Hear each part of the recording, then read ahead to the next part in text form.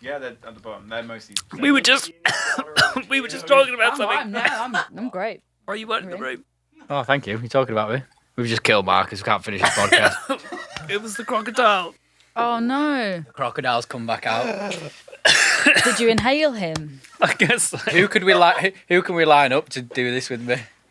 I've got a twin. You can have him. Ed. No, Not a chance, Ed.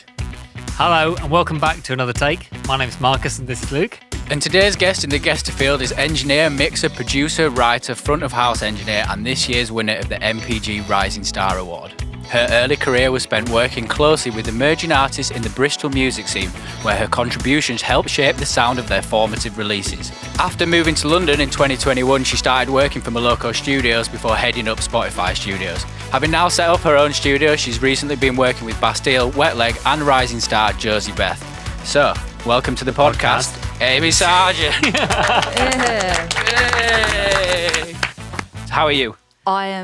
I'm all good. Yeah? Yeah. What have you been up to? Been on tour as well, I hear. I have. Yeah. So it was a bit of a side quest into the world of live sound for the past couple of months. How have you found that? It's been good. Yeah. It's different to the studio Had you world. done it before, or was this a first time? Yeah. I'd always done bits and pieces, but not done the. It's like, oh, you know what this stuff does. Can you do live sound? Yeah. So it was really fun to like do it on that sort of scale. And Does that involve more of a team of people on sound, or is it just you running that? no, so team, but we were all sort of doing multiple jobs. So like setting the stage, and then tour manager would also sort out like in-ears and making sure all cool. the packs are fine. And then I'd do front of house, and everyone would help pack down. So Oh, nice. not just me. For That's sure. good. Yeah. Yeah, that would be a lot. How was tour life? Were you tour bussing? So in a van, sort of in two chunks. Yeah. And the first chunk in the UK was in a splitter van. Yeah. That was pretty fun. And then the Europe one, we were interrailing, Nice. Sick. which was nice because you're sort of in venues and then you don't necessarily get to see too much of the city because you're doing the gig and getting ready for the gig and then doing the gig and then and moving on. So when you travel by the train, you get to sort of see things from a window. things through a window. How does that work with the gear? Is that just like a... Oh, yeah, no, we didn't have that on the train. I was like, I had this vision. Just like Hold the train. We've got to load a little bit of Like- stuff on. 20 No. flight cases coming in just like on the train. Do you mind if we put it in your overhead storage bit? Because it's... No, that there was a van. There was So a van some for poor that. person had to drive it around. Yeah, At least you got the train. That feels but I nicer. was on the train, which was nice. What was your favourite location of tour? Ooh. Well, the first lot we did sort of churches and cathedrals. Oh, sick. And I really liked going up to Edinburgh. Yeah. That was actually the first gig, and Edinburgh Cathedral was amazing. And the gig was really acoustic and stripped back, and it just being in the cathedral elevated the sound of it. It was just really enhanced it. You weren't like battling with the room because Yeah. it just sounds like a really nice cathedral. Yeah. Have you been on tour? No, I've never done any live sound. I used to do it. You've never done any live sound? No, I just completely... I was aware of it, but I thought, nah. I knew it was a thing. It's too much pressure. Too much like... I always thought that. Yeah, I stopped a long would- time ago. I Yeah. bottled a tour. I was like, I don't want to go. And then I was like, I quit then. I was like, I'm going to sit in the studio. I think people that do live sound think that about studios though. Like, oh, that's Oh, really? pressure because it exists forever. What you're doing Oh, you exists can have forever. so many goes. That's Well, the I thing, suppose isn't it? so. Yeah. But then live sound, like, it is what it is, isn't it? Yeah. But I feel like it's one of those jobs, and I hope this doesn't put you off, but it's like you never hear about it if you do a good job. You only hear about it if you do a bad job. Yeah. It's Well, obviously, you don't do a bad job, so you don't hear about Well, it. I've got no complaints. Well, there you go. You've done a good that job. I know of. Yeah. But then sort of same in studios, just It's true. behind the scenes roles. Yeah, I suppose so. You just suppose crack so. on, don't you? And Maybe it's hope like no one complains. there's a topic bit where some people might be like, "Oh, did you see that? It was exceptional." But then you're right. There's this huge window of it's great, but it does what its thing is, but doesn't need to be talked about because then it lets the other thing do its talking. What do you mean in studios or live? You know what I mean? Like, No. You mean the studio music, live? like, when people are listening to the music. If you're listening to a gig and the sound's really bad, that's going to draw you away, and you're like, cool. For We need sure. to comment on that. If you go and it's like just like good or great, you don't even think about, oh, it sounds great. You just kind of think the show sounds good. That's Yeah, and I think you get it's so heavily tied to what you're seeing as well. Yeah. So you're listening, but it's very much like a multi-sensory sort of experience when you go and see a gig. Because I always find it weird at gigs when I can't see, which is often, and it's weird being in a venue and hearing the music but not being able to see what you're hearing. Yeah. And then I become more aware of what it sounds like because I can't see right what I'm hearing. So then you might pick out things in the sound. The sound is like, oh, no one will notice that. You're like riding. Just feel a bit disconnected from it. Yeah. Yeah. More of it? You gonna do more? Yeah. I definitely do more of it. Yeah. I think a big appeal of it was the music of it. Yeah. Acoustic and lovely stories and songs and lots of harmonies and acoustic guitars. So would you do it for something different genre-y? A bit kind of rockier or electronic? I don't know. Would that not have the same vibe? Maybe not. And so it was for the album that we recorded in February. So I already felt like quite connected and invested in the music and knowing the songs and knowing the people. And that was a big sell of it, was go with these lovely people to go and make some lovely music happen. Yeah, like a package. The whole thing's a package. Get a package Yeah. deal. You wouldn't want to go in just for that part of it. No, I think it was nice that it's taking a project that you've been part of in other capacities and like then being part of like the audiences actually hearing that. Yeah. That was a real big thing. Yeah, but something I've never worked on or heard much of or don't know. I think that would have been scarier. Yeah, I think it's other people as well, just being able to jump on. It's like, oh, I only saw you last week in the studio or whatever, then just carry on like that. Yeah, it was always daunting, the thought of kind of going in on a tour, you've never met the artist or anything like that. It was just, that put me off a lot. That's fair. Yeah. That's fair. And the pressure thing as well, like what pressure element, the fact there's like thousands of ears? Yeah, Or... I mean, I wouldn't go thousands. But not quite on Dozens your of level. ears. 2 ears. It was my mum. She was there. No, She gave some very scathing feedback. yeah, she was horrible, man. She was like, maybe you should do something else. No, she would not say that. It was more, I think, the pressure of it and like not being able to tell everyone to like go for lunch if there was a problem. You can't get a venue of people out of there. Just you ought to go get a sandwich. And also just like it was stress. And then all of a sudden it was like 3 a.m. and a gig had happened. And I was like, I don't know if that was good or bad. Like I didn't take it in or anything like that. Whereas in studios, I think you can just take a minute and be like, oh, something cool's happening here. This is a vibe. I'm enjoying this. I'll remember this. And you can then listen back and be like, oh yeah, and it was good. Yeah. No, I wasn't just drunk. It was, it was true. Were you recording it down as well? Recorded the gigs, like Yeah. a multi-track. So I can, but I still don't know what was coming out of the speakers. Yeah. It's Well, true. that is a different thing as well, isn't it? It's not about what's coming out of the speakers. It is about what's coming out of the speakers. Hang on. I think it's entirely about I think what's it's coming out entirely of the that. speakers. That's what I mean. It's not what's coming this to the podcast? recording. It's the end of the year. Imagine that, we're going this whole journey. We've ended up with, it doesn't actually matter what comes out of the speakers. I mean, Forget about it. yeah, that matters there. It matters what's coming out of the speakers in the room, but kind of not what you're putting down onto the intertools.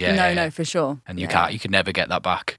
Because it depends on what people are feeling as well and how the band are as well. Watching a band might it changes it, and being able to see artists see their dynamic is such a part of a performance. Yeah, big time. I can smell coffee. I can smell coffee too. And I know you're itching to get to it. I am. So we'll jump to this. So every episode we have a coffee. Marcus, what's this one? This one I've grabbed from the same place I go most times. In Crouch End, there's a coffee shop. Ta-da. You seeing that? Try say that name. Rosali. Not that hard, actually. Rosali coffee. This one though. Matitu AA filter. You what? Bless you. Two filter. Yeah. You can see the tasting notes. I can see the tasting notes. Okay. So let's just drink it. Yeah. And then you then tell. I'm I gonna got one see last week. If you can get, You got one of the I tasting got one notes? of them last last week. week. Oh. Was it Richie managed to pick one out? I think No. me and Richie got You one. both- I got yeah, yeah. cranberries. All right, let's try this.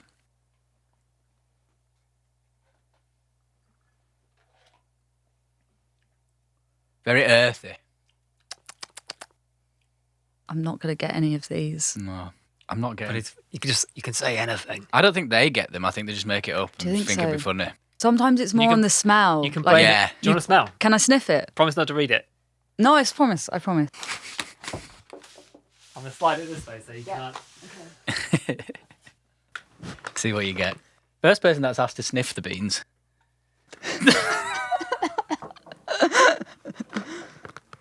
It's actually not helped at all. I want Send it back. I want to Yeah, that was try. I want to. It's quite nice. I'm going to say. I'm It's enjoying nice. it. Oh, it is What I'll nice. say, right, I'm going to go nerdy. It's a bit of a medium roast, maybe.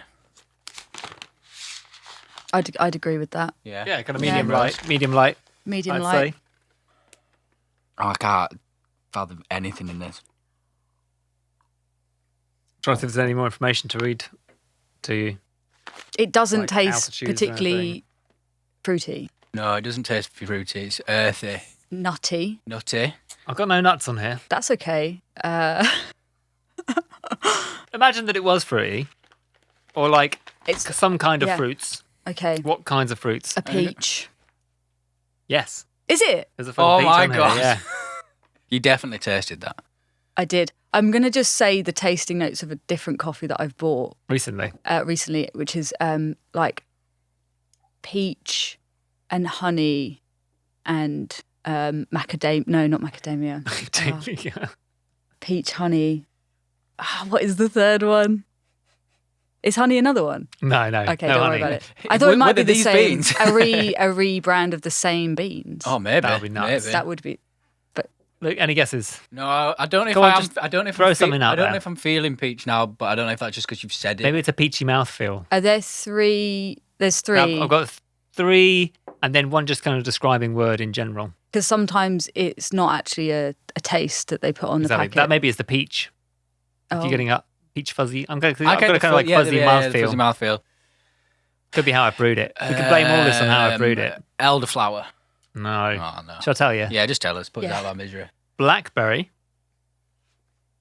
But when you say them, I start tasting them. Yeah, blackberry. Yeah. Kind of Okay. think Ribena, I guess. So not fruity. It's blackberry and peach. Blackberry is a, It's not a fruity. It's not fruity, but Hang on. blackberry and peach. kind of Christmassy, this one. Red currant. Oh, so all fruits, exclusively fruits. Yeah. And you're Red into your Blackberry, coffee. I'm red well currant, into peach. coffee. And the final word, juicy. Okay. It's not Juicy. juicy. I'll circle back on that. I'll make some at home. And Can I'll- we get somebody on this podcast who actually names these things at some point? That's a branch. Because That'd be really niche if you had like a coffee naming engineer. Yeah, somebody who works in a roastery. like that does. double job. Yeah. Maybe we should go into that. Put an ad out. Yeah, Maybe we should do that as well. I'm up for that.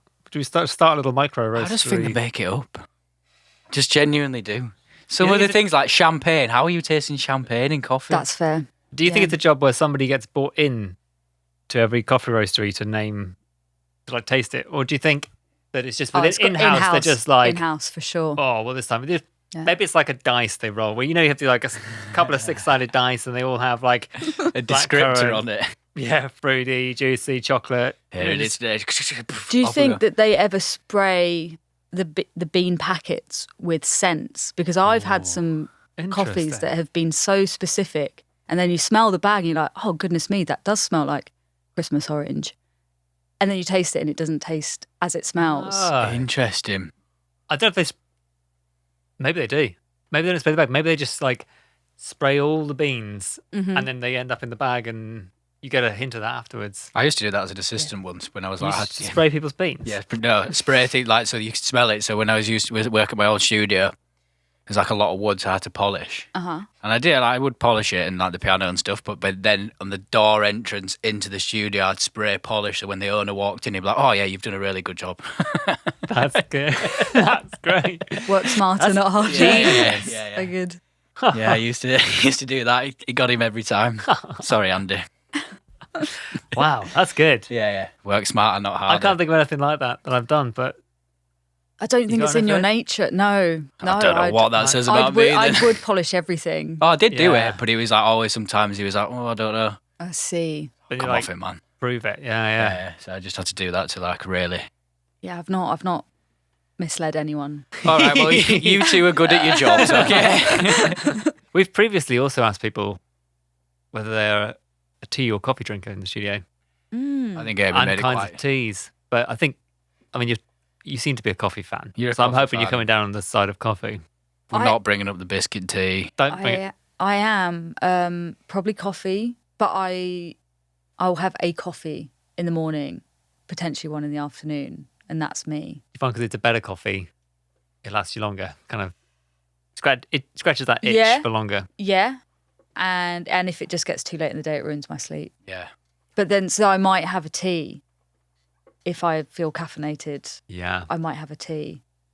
So I had a tea before this because I was like, I'm going to get given a coffee and I don't want to over caffeinate myself. I think it's like taking paracetamol and ibuprofen. You can take both and they don't build up in a weird way. Yeah. And what is this about biscuit tea? It's just an ongoing debate that Yorkshire tea make a biscuit tea tastes like someone's dunked a biscuit in it. Have you never tried it? No. You've worked for me, and I'm surprised I've not pushed it on you. No. Maybe after There's this. some in the building. There is some There's in the some in the building. I have building, brought okay. some in, Building yeah, now. yeah, it's in the building now, but... Good to know. I'm strongly of the opinion. Biscuit tea incoming. Oh. Thoughts? Oh, must be someone else's tea because somebody's already dunked biscuits in it. I've got caramel biscuit one, jam on toast. Like, imagine That's if- fantastic. But It it's just- smells more like jam on toast. Has he got the right one? the box that was down here. Yeah, it was, yeah. Oh no, he picked it out. It's really sweet. It's not digestive. That's a double sip, so it can't be that bad. It's not digestive. That's like The first one didn't really go in because I realised how hot it was. So It just burnt your it was like, mouth. bleh. what are the biscuits that have a cow on them? Malted milks. That's more what it smells like. Malted yeah. milk. Yeah, not digestive. I feel like it's quite nice, but I probably wouldn't drink it again. If someone served it to you, would you think something's with gone this. wrong here? I'm done. But it's a bit like a lot of fruity teas. You smell the box, you're like, oh, okay, this sounds good. This smells good, Yeah, yeah. and then the taste is not the smell. Smells like. So, mentioned in your intro that you were in Bristol and then you came down to London, worked from Loco, then at Spotify. So, yeah. Do you want to tell us a little bit of like where you came from, your background, maybe uni, or like how you got started in Bristol as well? Because you were doing quite a lot in Bristol, weren't you? Yeah. Talk us up to this point. Yeah, talk us up Okay. to this point And and what you've done wrong to be sat here with me and Marcus. What I've done wrong. And then it can be cut down. Yeah. Take out all the ums and Yeah, thens. So I got into music because I just really wanted to play guitar. A lot of the music my parents played had guitars in it, and I just thought it was the coolest thing. So when I was 10, I started playing guitar, and throughout my teenage years would just learn covers, and then I started writing songs and singing them, and started doing gigging those songs, and I just was like, oh, the songs that I like and I'm learning exist, and I'm writing songs, but they don't exist beyond when I'm playing them. So how does that happen? And that was sort of the first recording and stuff, was me recording songs that I'd written. And when I was, trying to work out how you do that, I ended up getting for Christmas a digital 8-track recorder. Yeah. It's called a Boss BR600. So it had a built-in drum machine and a couple of built-in microphones on it, and you could plug your sick. guitar in, and it had all these amp simulations. You could do loads and loads Sounds with it. sick. And then you could sort of record up to 8 tracks onto it. But if you wanted to do more, you could there was a way to bounce down you could bounce all your 8 onto 1 and 2 again and keep adding to it. Yeah. So it was a very committal process. You sort of deciding things and you're not really thinking. I didn't know the other possibilities of multi-track recording and computers and microphones that aren't built in and all this. So you just go along with it and go with the flow to kind of make stuff. So I would just make my songs and add little drum beats and stuff. So that I got into that and then studied music technology as one of my A-levels and got shown what Logic was. I was like, Ooh, straight into Logic. this is cool. Straight into Logic. I think I dabbled in Cubase for GCSE but didn't really know what was going on. I certainly didn't see the Yeah, link yeah. between what I was making at home on my recorder and Cubase. Yeah. Have you still got any of the recordings from the Boss? I actually don't know. Do you still have the Boss? I still have the Boss, and I'd have to load it up and see, but they then would have been on like an old laptop, because you'd make your song, you'd do your mix, and you'd bounce it out, Oh, like the 2-track sort of. and that is that. So I'm sure there's stuff that exists Oh, somewhere. you've got to find that. That would be so good. At Christmas, Yeah, I'll go yeah, back to my parents' yeah. house and find my old laptop and probably find Audio 1 Yeah. and like Audio 2. They won't have proper names, No. I don't think. We'll have been playing it in the podcast. You'll send it over. Oh, yeah. It would have been going in the background now. Make sure you play that right at the start. Yeah. Show what I'm good It's at. the new theme music. Yeah. So then after that, after A levels and having your eyes open to Logic and stuff like that, Yeah. uni. I went to uni, and I went kind of still as a singer-songwriter. So I was still gigging and playing and recording. And the course I did is commercial music at Bath Spa. And it's a course where you have a production module and a songwriting module and a business module. So kind of everything, as well as the expectation to be in a band, in a project, and be gigging. And then all the skills you're learning, you apply to your band and project, etc. So yeah. so it was one of those courses, and just in my sort of 3 years there, I was playing in projects a lot and would always be the one doing the techie stuff. So when it came to recording an EP, I'd be one that recorded it and mixed Yeah, it yeah. and got well into that stuff, and then started recording other people's projects while still at uni. Then finished uni, but I definitely wasn't at a place where I was like, I want to be an engineer and I want to be in a studio all the time. Oh no. I was I like, mean, are you there? Is that where you are now? Or do you still feel like, is it still like a... I feel like I do a mixture of things, and I like that. And I think that's how I felt when I left uni was, I need to decide what I'm going to be. What am I going to do? Pick a road. Yeah, pick a road. And I didn't know what I wanted to do. And actually at the time I was like, 12 hours in a studio. If I do that, I can't be doing my gigs and writing my songs. What would I do if I was doing that all the time? I don't know if I want to, don't know if that's for me. And then over the next few years, I was still doing all the things I was doing at uni and more. I met Toby Allington and assisted him on some broadcast stuff. So he's a broadcast mix engineer who does the Brits and other multi-artist shows. So I got that insight to the broadcast land. Let's dive into that a bit more, because that's kind of another, well, I know Yeah, that's nothing another of side that. step. Yeah. Yeah. How did you meet Toby, did you say? I met, So And then what does that involve exactly, what you were doing there with him? I met Toby. I'd literally finished my last year of uni, and throughout uni I was in like various covers bands and function bands, and we were playing a wedding, and it was his nephew's wedding. Nice. So it was his sister that had booked us, and we were just chatting, and I was saying, May, the singer in the covers band, we've just made an EP, and it's like a folky, thing. She's like, you like tech, you should chat to my brother. So she introduced us, and I just said hello and asked about what he did and found out a bit more, and he said to send him an email basically after the wedding. So I did, and sent him the EP that I'd made and what I'd been doing. I don't remember what it said. Yeah. I don't really remember what it said, but it was like, this is what I've been doing, and what you said you do sounds cool, but I don't really understand what that means. Can I come and learn what that means, basically? And it coincided with the Ariana Grande One Love concert being put on and being put together very, very quickly. Yeah. So within a couple of weeks, it was like, are you free to come to Manchester next weekend for something? Because it was all under wraps as well. I was like, all right, cool.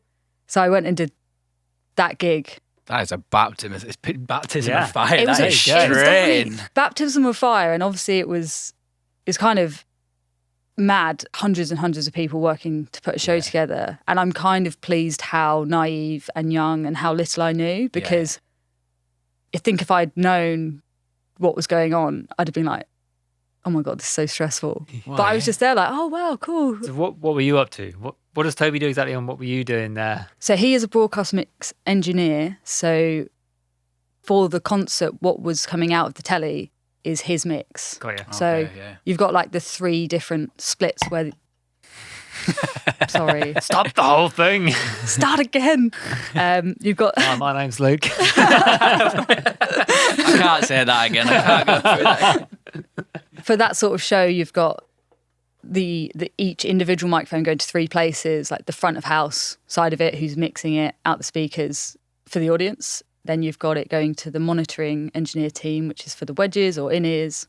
And then it goes to broadcast as well. So it's a totally separate clean from the preamp straight to Toby. And then he does his mix. And that's what comes out the telly.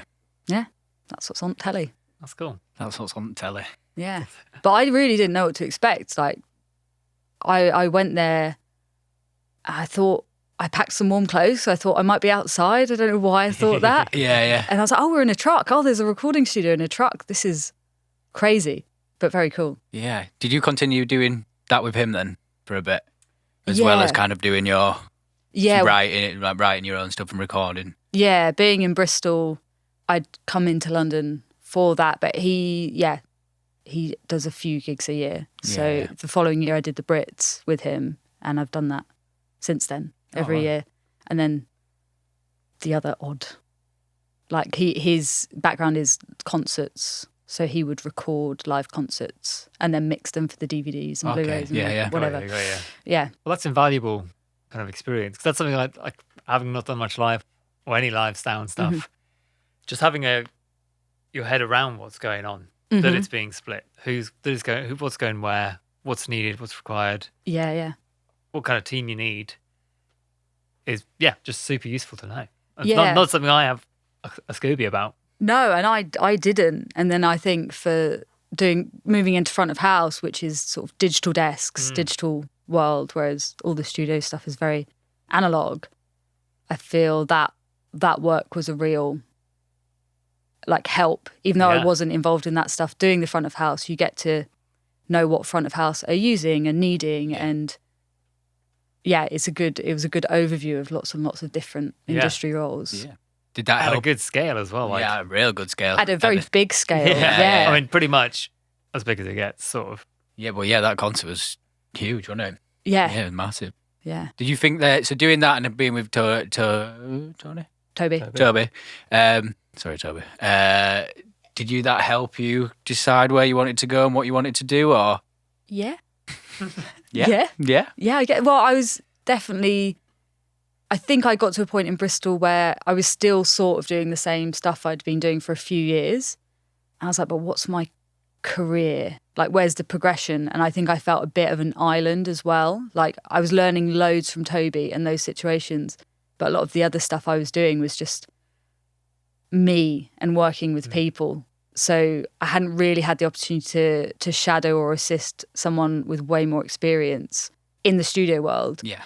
Only Toby really in the live setting. So, learned a lot, and also made me want to be in those situations more where you're like the dumbest person in the room, and just being a sponge and absorbing. Yeah. Because I was sort of record, produce and mix EPs or albums or singles, which was great, and you obviously learn a lot, but I just wanted to learn from someone else. Yeah, I think that's like I got told years ago, especially when I finished uni as well. It's like, how do you learn? How do you learn, by kind of watching and absorbing, or do you just go and do it and figure out along the way? And I was similar to you. Like, I just wanted to watch and learn and take it from someone else. So that's I think that's where like assisting and all that kind of stuff comes into it really well, if that's the way that you learn. Yeah, for sure. I think I was doing and I was learning. Yeah. But then I knew where I was at, and I was like proud of what I was doing, but knew that it wasn't where I wanted it to be. Yeah. But how do I do that? And I think that's through watching people that are really good at it and have been doing it for a long time, and just absorbing information. It's just having more ideas, isn't it? The more you see, even if you're not doing exactly what they're doing, you're gathering ways of doing things and like becoming inspired in that direction for what you could do next time. Yeah, for it's sure. It's not like you're going to measure it and be, I must do it exactly the same and with that same thing and exactly the same distance. but you're like, oh, well, that kind of sounded cool doing that. Mm-hmm. But I also like what I was doing with that. But if I can, you mash it all together and make your own ideas. Yeah, because I think when you start out, you sort of do need some starting point. It's like, oh, that mic should maybe be this far away or that far away. And that was a lot of what I was doing. I feel like I was doing the right things, but I would never do anything a bit like experimental. And people would say, "Oh, just try something out." And when I was younger, I was like, what does that mean? What does that mean? Why? But tell me, I've not read this yet. I'm not ready for it. Yeah, that's a really good point, though, to try something out, throw up another mic or do something different. Well, we've spoke about this before with multiple guests, and when it was just me and you kind of have to learn the rule book to then rip up the rule book. Yeah, 100%. And you start that, and I think almost when you're doing it on your own and stuff like that, you don't have the confidence to rip it up yet. And I think when watching people be like, oh, I'm working with this guy and they've done this big record and you've just put like a 57 on this, or like, oh, you put it in the corridor or something like that. Yeah, oh, actually, it's the done thing to kind of mess around. And then I think that's what then gives you the confidence to kind of rip up that rule book and go, nah. Yeah. And that drum sound I like, oh, that's like 3 microphones. Oh, cool, maybe I don't need the 16. Maybe I'll cut back. It's kind of both ends of the spectrum, isn't it? It's like people are very first starting out and don't know any of the kind of rules. Might do things, just put them up randomly, and it would just sound like so vibey. Yeah. And then you get to this middle point where you kind of accidentally take all that away with careful placements, and then try and rediscover the vibiness, like the naivety. Exactly, just the thing somebody threw down in a random room. Yeah. That has loads of room. Yeah. And you're like, wow, that and sounds the wicked. impact of rooms and equipment and quality preamps and stuff, like knowing how much of an impact that can make on the sound, and why maybe you're not getting the results you want if you have, like, this might sound bad, but like quite cheap equipment in an untreated room at home. Why do your vocals not sound how they do in a dead studio, an acoustically treated studio, through a decent mic and preamp in an isolated space? But you don't always know why, when you're starting out, what you're doing isn't what you want it to be. And it can be a multiple factors. Yeah, for sure. Yeah. So you packed your bag in Bristol, you packed your bag. I did. You get on the train, just the one, and you head to London. And then, so you started working for Moloko then. Was that straight away? Was that straight away? So it was sort of COVID that prompted the move, because I feel like it was quite a reflective time. And I spent lockdown at my parents' house and just sort of thought, I'm doing a lot of the same stuff. What's next? What's the next step forward? How can I learn and develop and grow? And I felt like I'm going to learn if I'm in studios more often, because what I'm doing is I'm in studios a handful of days a year, and it's really good and I know how to use those studios.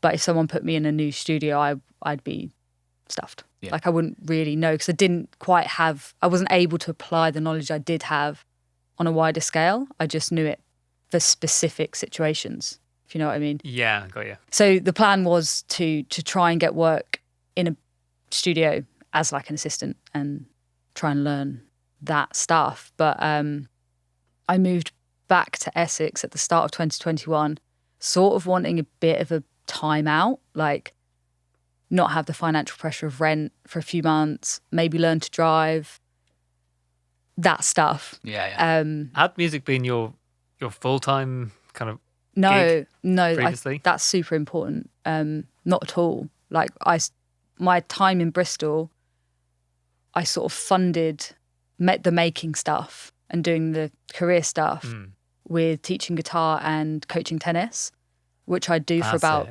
20 hours a week. Yeah. But so I was doing a lot of cool stuff in music that I really liked, but I had stopped learning and also was not paying rent with that, which isn't sustainable if you want to do it. So, that was a big prompt for the move, was I'd like to sort of start career and have that, earn money from what I'm doing. Which is a big moment in I think anyone's career in this industry, is taking the plunge from I think a lot of us do it for alongside something else for a bit, and then find there's a moment when you're like, oh, maybe Maybe I can. Maybe I can actually do this as a job. Yeah. Maybe. And then you're basically in the hands of other people.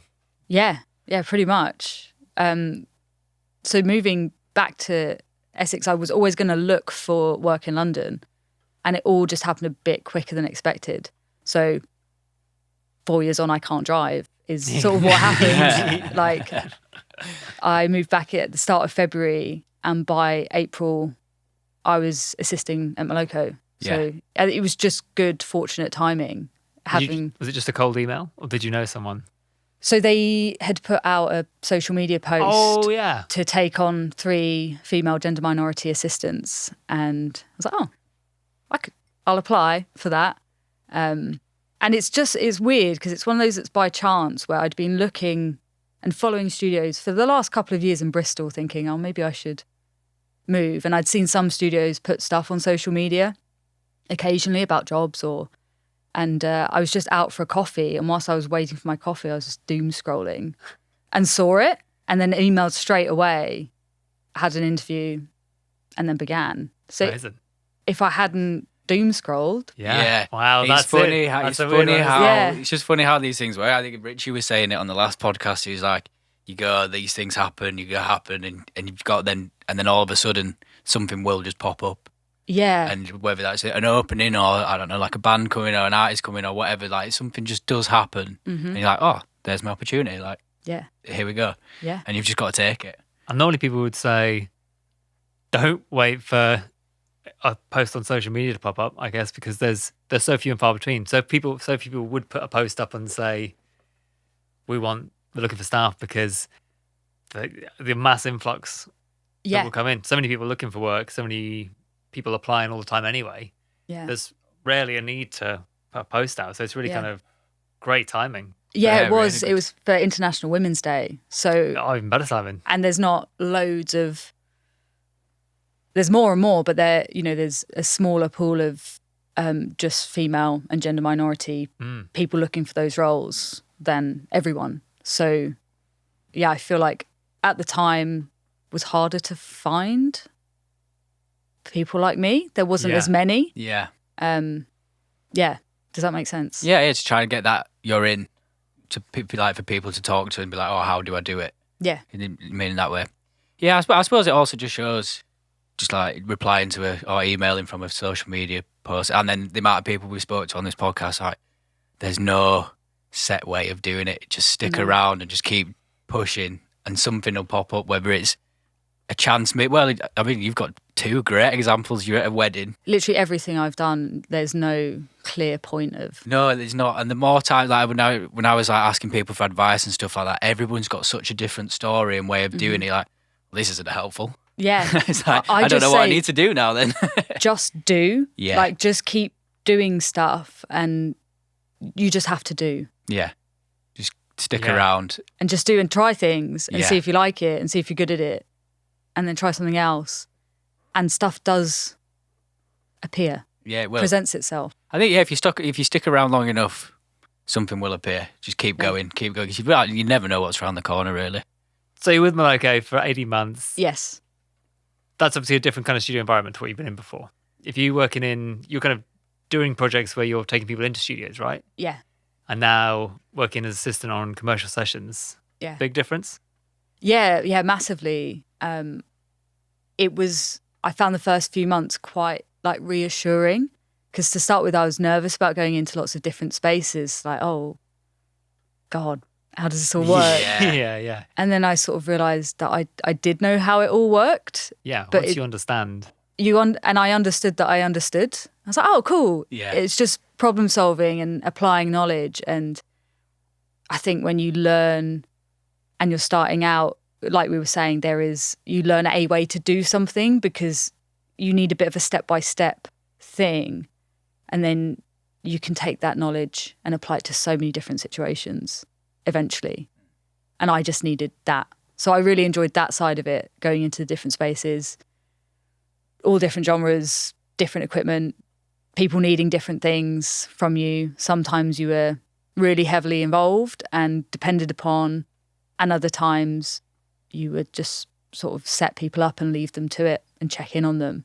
So it was a real mixture of things.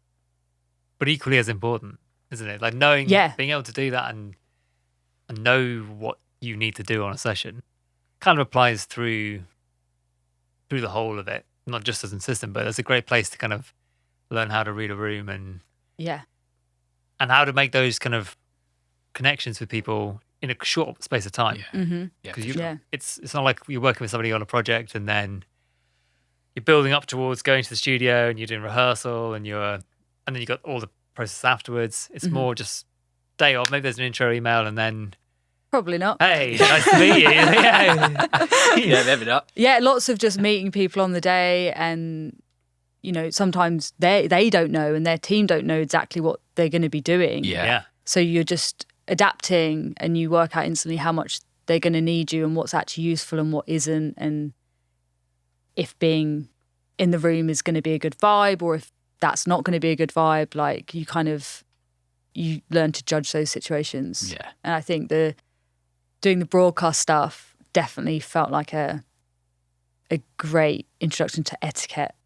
So going into that environment, I was like, I feel like Is that kind of similar?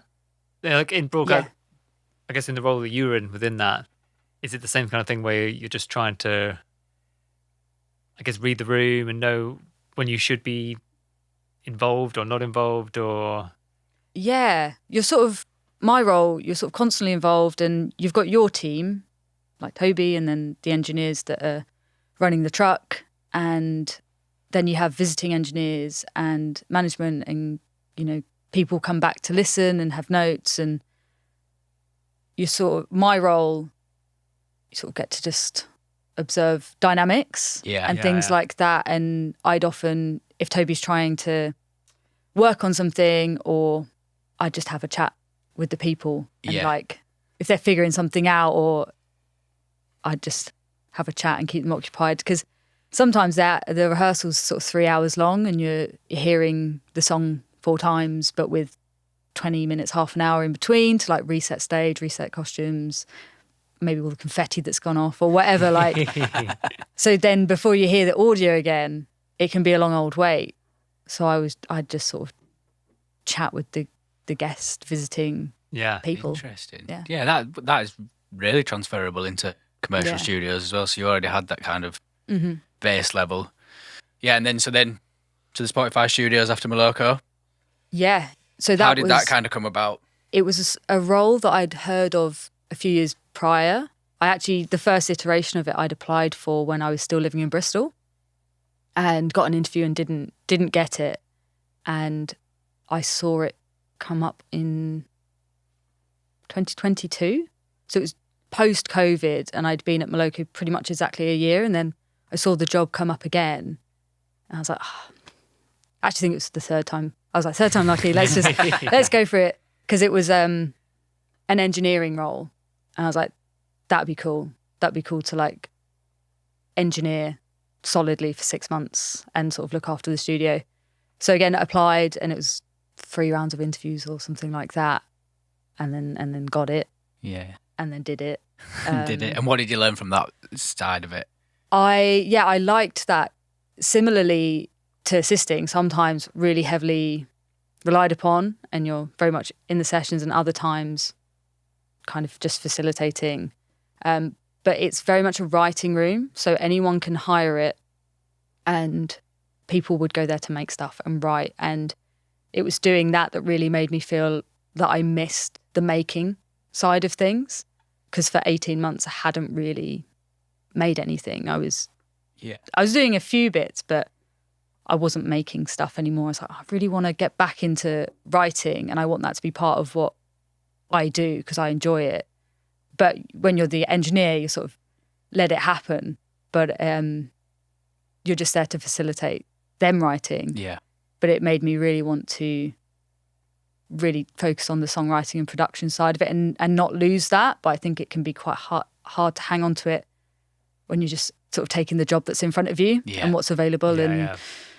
Yeah, I think it's always like you've just got to take a step back now and again and look at the bigger picture and where you want to go and what you have been doing and what you haven't been doing, and be like, right, where do I take a left or right here to get that back into Yeah. my repertoire and into my career. I think Yeah. it's always good just trying to take stock. Yeah, not leave it too long before you reflect on Yeah. the So you're years like, that I'm have passed. stuck here now. Yeah, it's been 15 years. And then you left Spotify, So yes, opened a studio. Spotify was a 6-month engineering contract. Yeah. And then from like March 2023, I was just sort of back to being a freelance island again. But knowing that I wanted to make stuff, me and James and Floyer thought it's probably good to get a studio. So they're in a project together. And For the casual listener, yeah, James and Floyer. James and Floyer. James is my partner, and then Floyer is in a band with James. They have a project, and we all live together currently. And Make coffee. yeah, they're the coffee club. Okay, Oh, good. that's They're the coffee people, club. They're the people that led me down the coffee. The dark and slippery, dark, slippery and slope of expensive coffee. path. That is coffee. Yeah. That was Marcus to be. Was it? Yeah, Like, yeah, everyone's got a gateway coffee Yeah. person. He got me hooked. It's me. Yeah. He's my enabler. I said it before, studios, the first guy I worked for had really nice coffee. Yeah. But then Ant from Oh Wonder was when he got me grinding my own beans. Mm.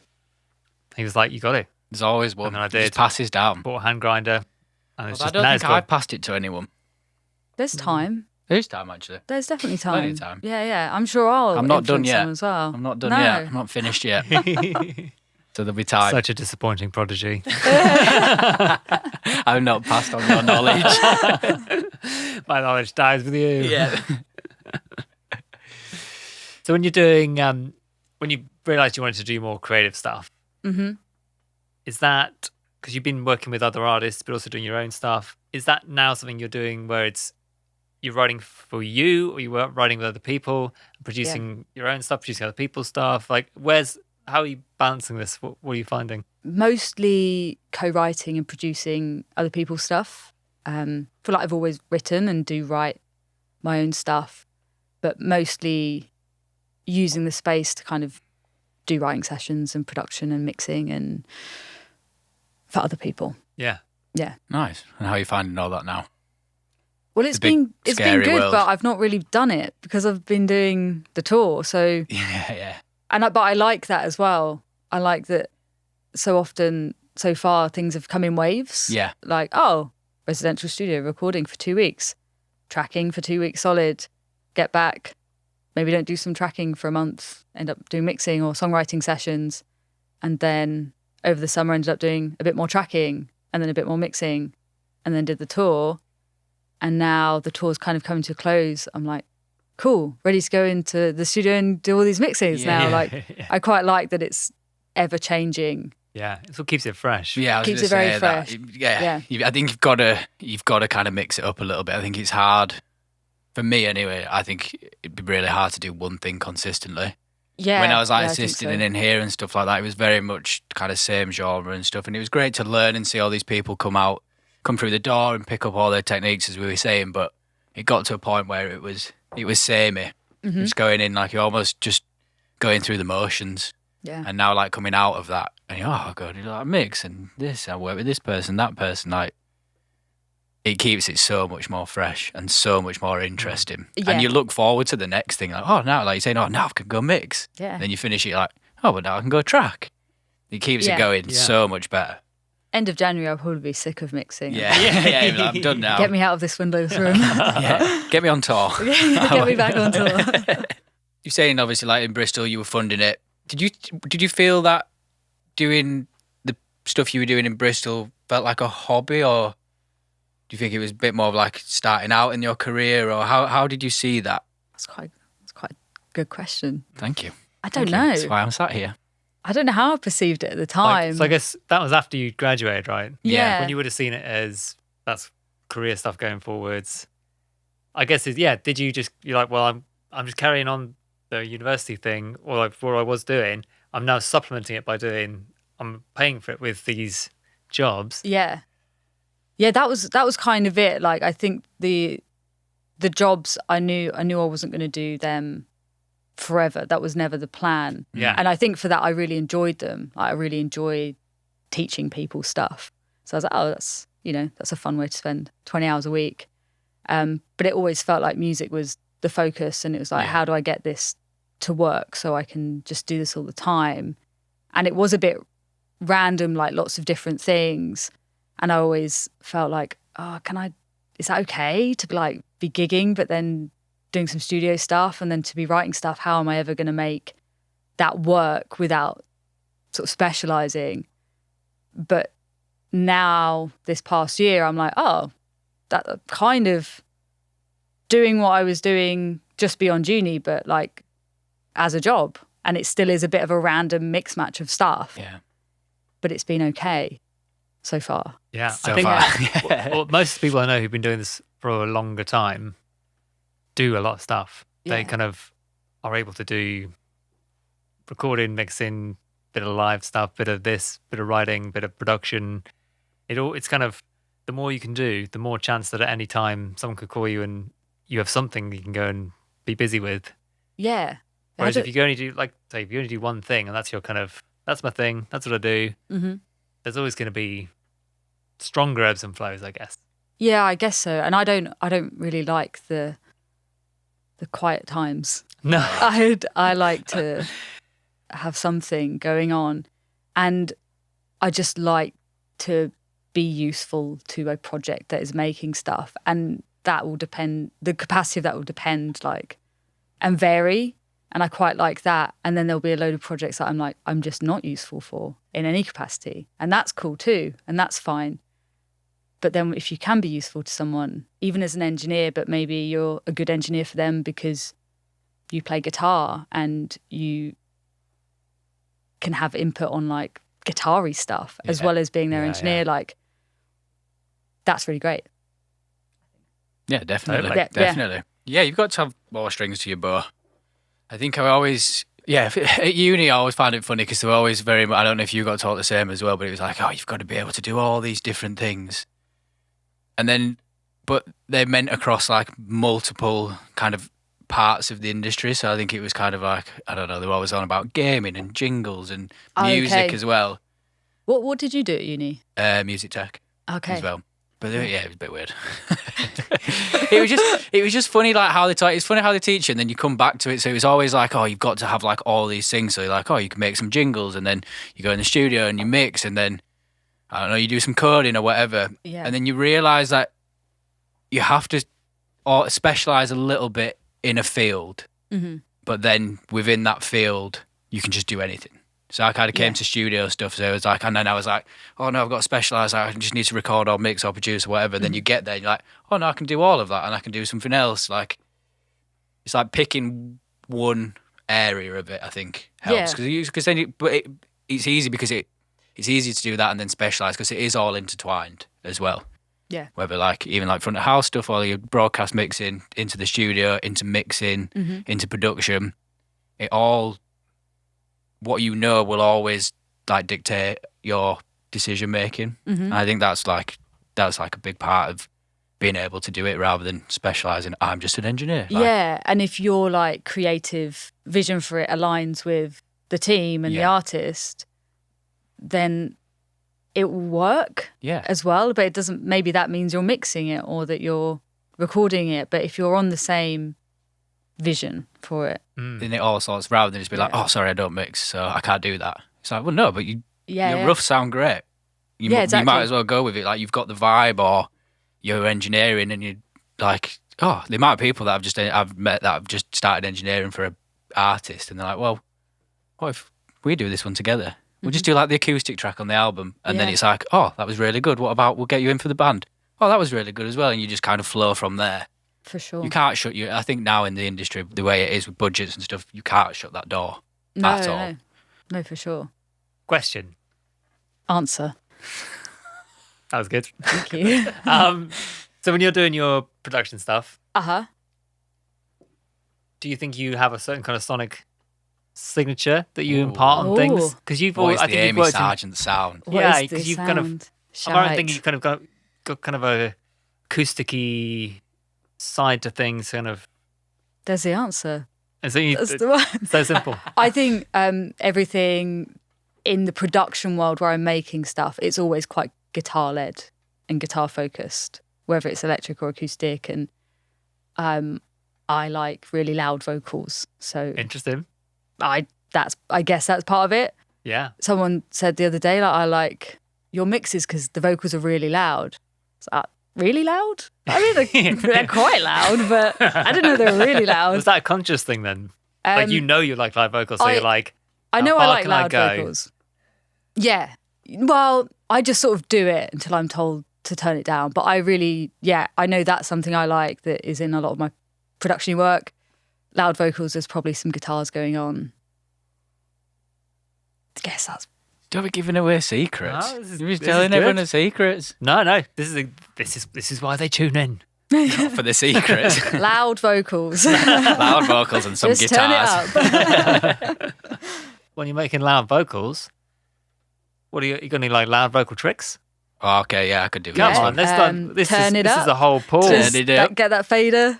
Just, I don't know. I quite like different stages of compression. Like I'll have some quick compression when I'm recording it, and then layers of slow compression when I'm mixing it.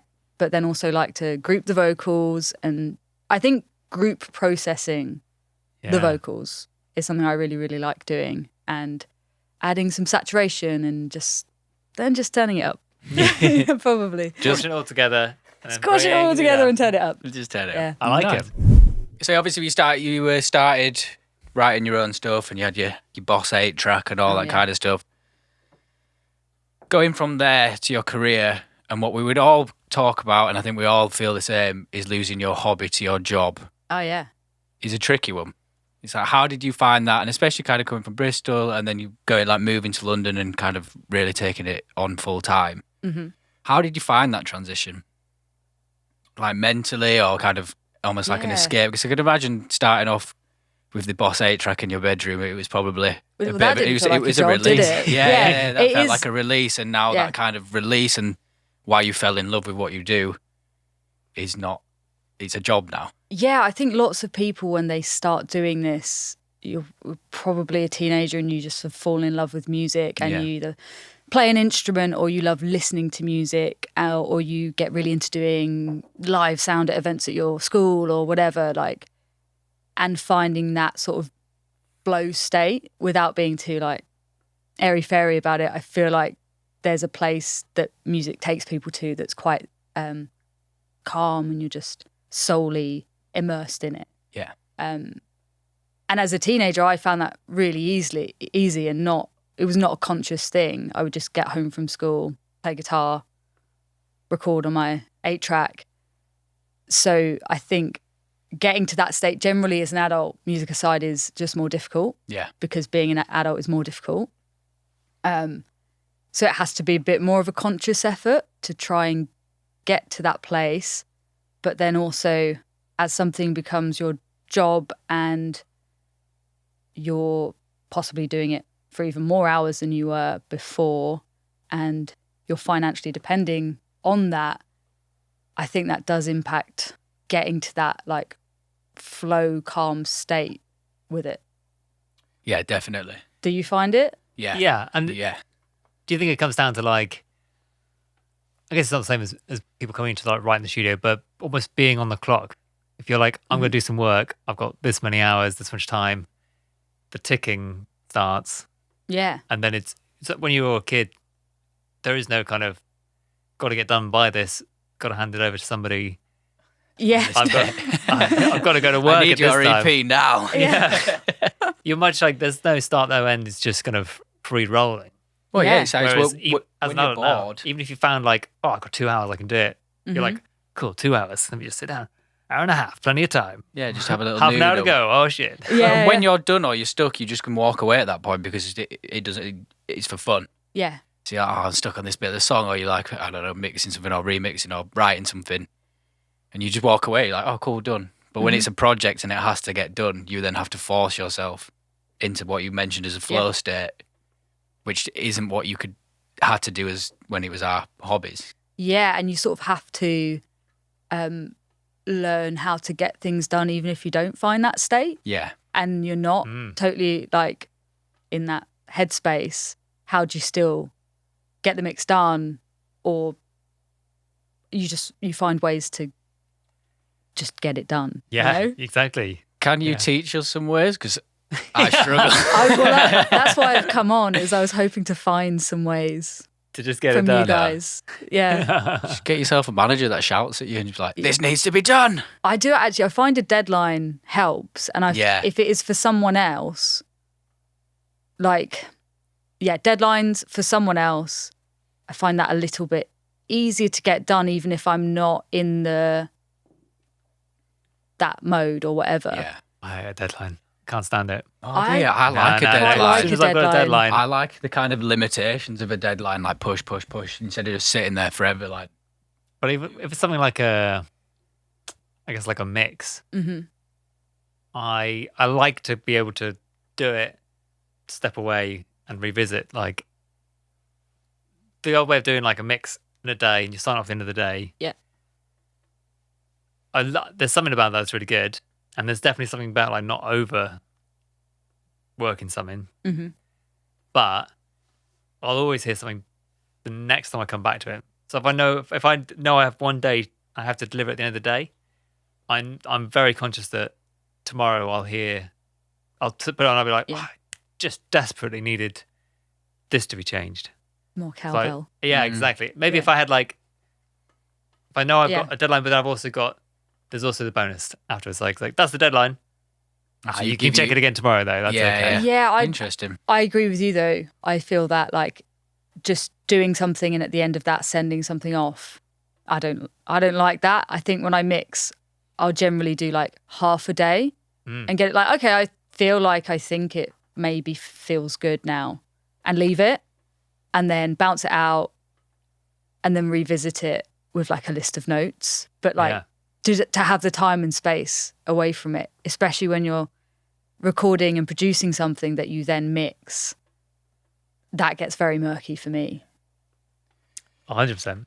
I just finished this kind of recording project, and the last thing I'm not mixing it, but the last thing I would want to do is sit down now and have to mix it. Yeah. Because you've heard it for 4 weeks. The last thing my brain could do is then now objectively step away and say, what does it need sonically? What changes in the balances and things? Because you know exactly what's in there. You know, you're not just kind of discovering it and thinking, oh, that sounds cool, that little nugget, like push that up, or that's a bit much. Pull that down again. For sure. It's too much, too exposed. Yeah. I've stared at it for too long. Yeah. Yeah. Yeah, you can't Sure. see. You can't see the wood for the trees. If you're mixing someone else's stuff, it's that kind of initial. This is what I find. The initial, I guess, couple of hours when you're still pushing things up and being like, "Oh, that's cool. That can go. That needs to be in." Or like, "Oh no, maybe not." Yeah. Yeah. When someone's sent you something as well, if they send me something that is labeled guitar, I'm like, yes, that is a guitar. But if I open up a project of mine that says guitar, I'm like, well, I probably played that guitar and I know how it was recorded and I know what mistakes I made and that I too much to be objective. Yeah. And it probably sounds fine, but it's a different headspace than if someone just sends you, Totally. here's a guitar. You treat it differently because... I find the same thing with effects. If I put an effect on a vocal or something, or put delays, really bold things, I'm always like, oh no, it's like so in your face, so obvious. I hear somebody else do something, well, I'll put a track on and it'll have some kind of really obvious, cool effect. And immediately I'm like, so brave. Love so that. brave, so bold. Did you not find Sounds it so hard? good. That was great. Do you not find it hard when people just send you that thing of guitar? Because when I've done it, it's like, oh, I know why I did that. And I know what I need to do with it. It's like, then someone sends it over, I'm like, I always get worried that I'll miss something that they wanted to. Obviously, you have the conversation with them and you listen to the rough and stuff like that. Yeah. But I find the objectiveness is, and being able to step away is a massive one. I've made huge decisions, huge mistakes in projects where we've just jumped straight into the mix after recording it, and it's just all gone wrong because I've not been able to stand away from it. But I do think sometimes when I can take a break and I mix what I've recorded, I understand the nuances of the production a little bit more. Yeah, yeah. I'll complain about it, but I do love to mix what I've produced because I feel like because I do mix, when I'm making stuff, I know I have the end thing in my head. Yeah. So it would feel weird for me to send that away when I know the. Have you done end. that? Have you sent much stuff to other people to mix? Or Not really, You no. generally done it yourself? It's Not mine. really, no. It's my baby. I'm looking after Stuff this one. I've recorded and part of a project, record, send off. But yeah, stuff I've produced, I tend to mix as well. Yeah, just see it through to the Yeah, nice. the end. The end. No, that's But you've got the vision. I think If you've so. got the vision. Yeah. the vision. Yeah. Whether it's a good vision or not, who knows? But I'm sure it I do is. have some sort of outcome. I guess Yeah. it just Yeah. has to be the same vision or like on the same path as the artist. Whether For sure. objectively good Yeah, or yeah. bad. Yeah, If you both get to the end and you're like, we both like it. yeah. No one's happy complained days. yet. No one's complaining. That's We're my all theme. good. That's my theme. No We're all complaints yet. good. Yeah. Talk about you having a studio, Oh yeah. stuff like that. You know, having that separation Mm-hmm. and kind of going somewhere to help with the flow state. Do you find that gives you like a better release or kind of detachment from the job that was your hobby? Yeah. Like going home. Yeah. Yeah. And just being like, the speakers are not there, not like 9 o'clock at night, you're watching telly and you're like, I could make that tweak. Yeah. Well, I find because I work off my laptop a lot, leaving the studio is definitely like closing the door a little bit, and then sometimes I'll sit and watch a film, but I'm sat watching a film on the laptop that I know the project that I was just on is on. Yeah. Right. Do I need a second laptop? Could just, Do I wanna do? could just open that up. I could just open it, and sometimes I do, but also I'm like, but that's okay. Like if I'm itching to just do that, to do it. If you've got the urge and you feel like something needs to be done, often I'll just do it. Yeah. Well, yeah, then you're not pushing it down the line, you're not procrastinating. Mm-hmm. Also, you might Boundaries. forget if you have a good idea. Good idea is Yeah, a you've good got to idea. do it. You might forget. Yeah. But I think by wanting to do it, that is part of flow state. Yeah. That is yeah. part of it. To have the want to be like, I've got an idea. Yeah. Cool. Want to do it. No part of me is going to go, we're not working anymore. Yeah. It's 10 Sorry, past 8. Abby, I'm off the clock. Not till 1 p.m. tomorrow. Can you add that to the song? You know, I think following that, that positive feeling, even if it's sometimes at weird times, because when you do the assisting thing, you're kind of switched on for 12, 14 hours a day. Yeah. So I've found it weird now that like to not do that a little bit and like, no, it's okay I'm going to go to the studio for 8 hours and be really productive. And that's okay. But yeah, there's still part of my brain that never fully switches off from you it. You should be doing another 4 hours. Yeah. You need to be. And maybe that's not just an assisting thing, but just music is a hobby that becomes a job. And And when a it was a freelance hobby, thing it as well. I think was that a freelance thing, when Yeah. you don't have something to do or you're not doing something, and there's that little voice in the back of my head like, get moving, Luke, do something. You're Yeah, falling you should be doing behind. something. You're like, no. Someone said to me, I think it's so true that as a freelancer, you know, you're often worried about work in the future, what you got to do now. The best time is when you're on a thing and it's got a finish date, and then there's a gap and you've got another thing starting. big time. That is like heaven. When you're like, Mm-hmm. When you know something's got- already in the calendar. but this project finishes, I've got a week, 10 days, and then another project starts. Yeah. That's like, That is that's the only bliss. time you Optimum. can really Yeah. sit back and be like, everything's fine. Yeah. The rest of the time, you're always like, cool, I'm having a great time. But when it finishes, My career's over. Yeah, that's it. The bailiffs are coming. we're starting from scratch again. yeah. No, absolutely. So to combat that, what do you do now? What is your release? You still playing tennis? You still? Yeah, I think the sort of the flow state calm thing that I've had to find other things in life that give me that aren't just music, especially when it's like your job. And for me, it's always been playing tennis. And when I play tennis, I just switch off completely from everything except the tennis ball. So I find that a really, really good calming thing to do.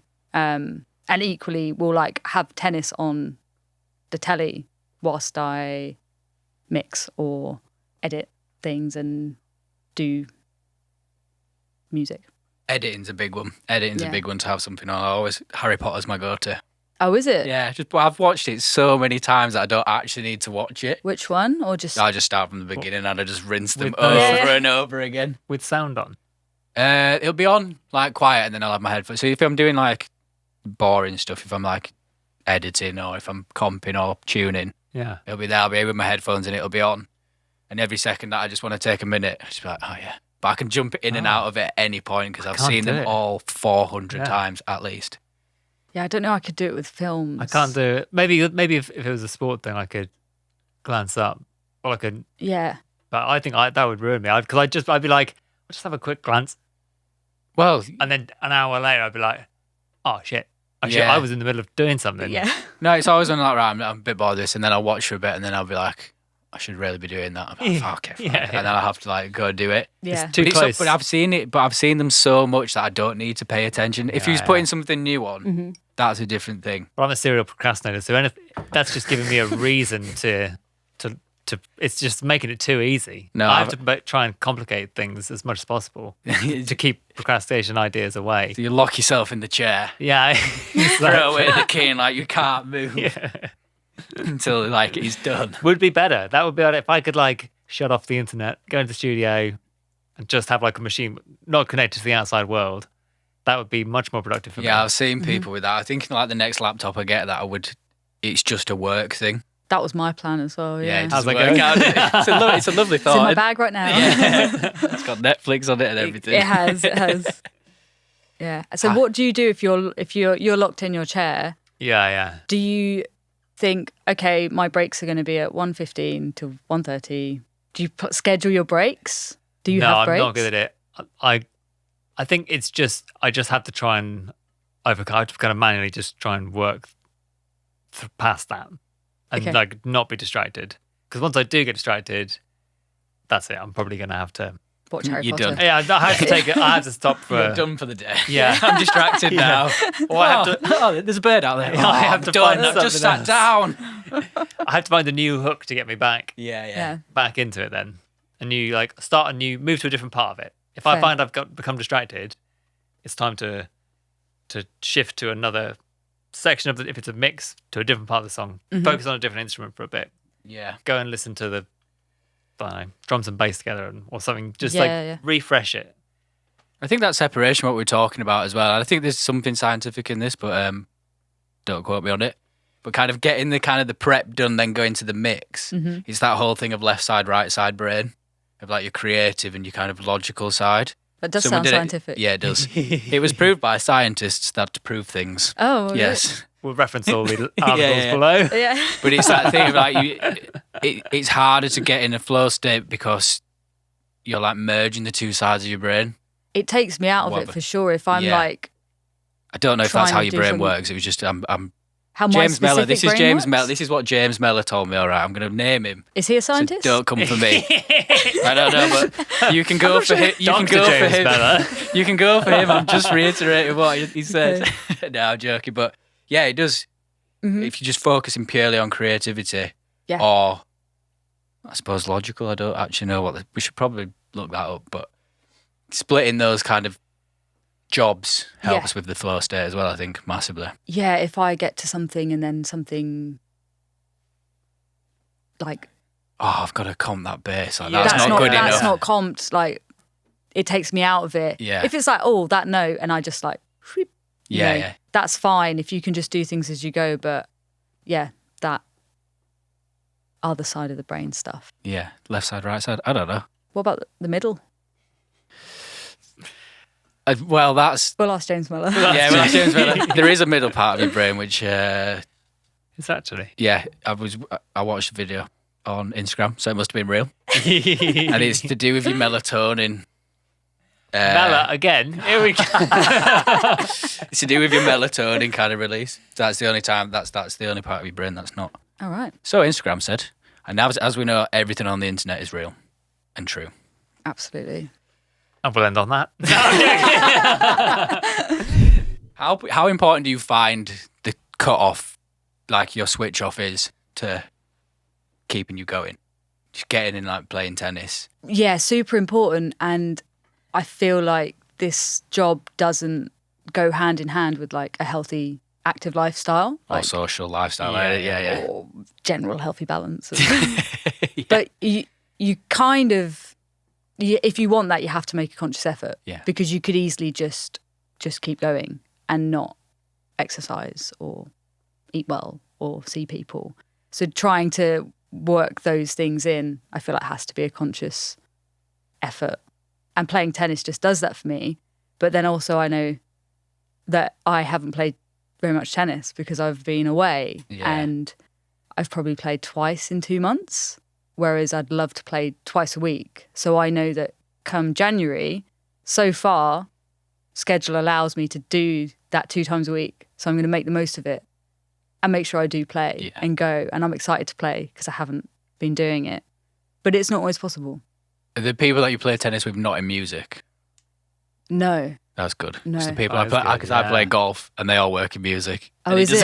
It doesn't work out very often. Do you sort of just chat about music as you... No, we just chat about golf. Oh, that's good. Yeah, There you go. Everyone says Yeah. like, oh, what do you actually talk about? We just chat about golf. Well, it's sort of similar at tennis. Just talk about tennis. Yeah.